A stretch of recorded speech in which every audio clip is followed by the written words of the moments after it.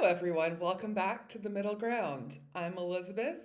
I have 10 years of political analyst experience, and I want to first address some issues about what it means to be in the middle, what it means to be a moderate, what it means to be fed up with the abrasive, combative language.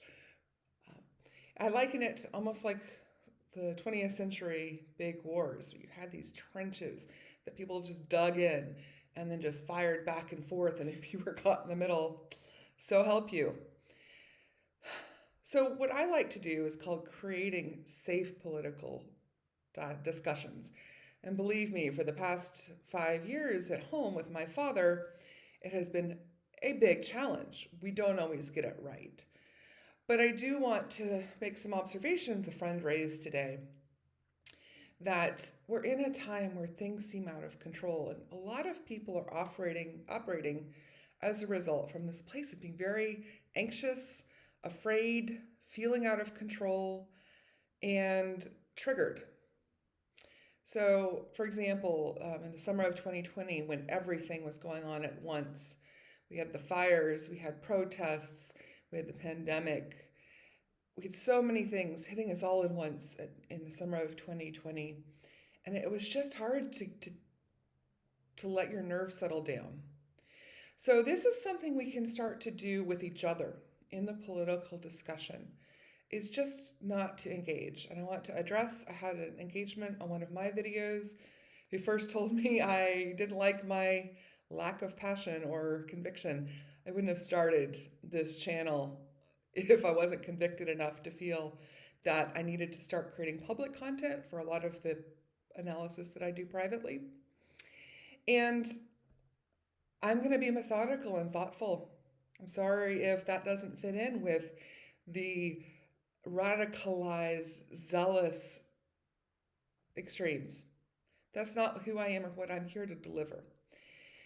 And somebody responded to some points I was making with language that I feel is used by one side to shut down the other side.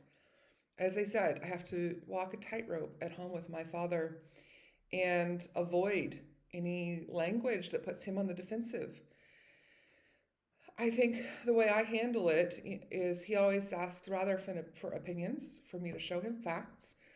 Frequently, because he's part of the Republican groups that have no way to filter out many of the extremist ideology that's coming in, he'll pass it along to me and I will just say, okay, here's what the actual story is. And I have to go find very objective news sources. He doesn't like CNN, for example. I rely a lot on Reuters.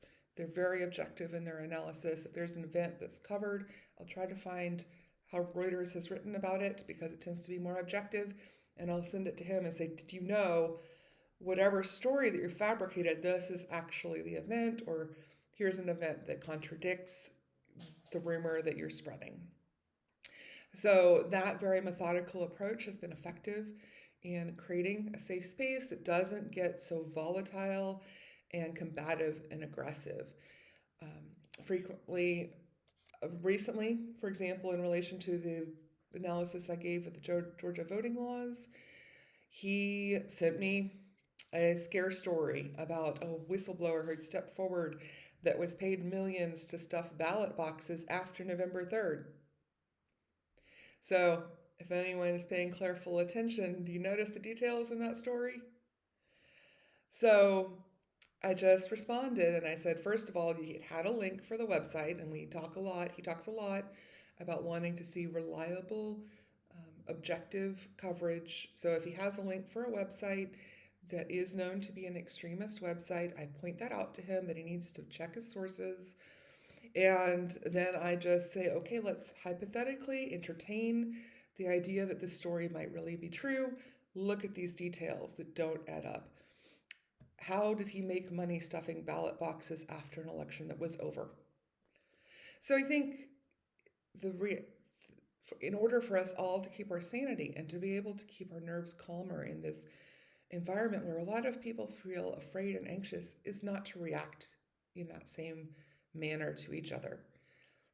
because we can start to take control over ourselves. Frequently, it's just a matter of, you know what, I'm not that person today.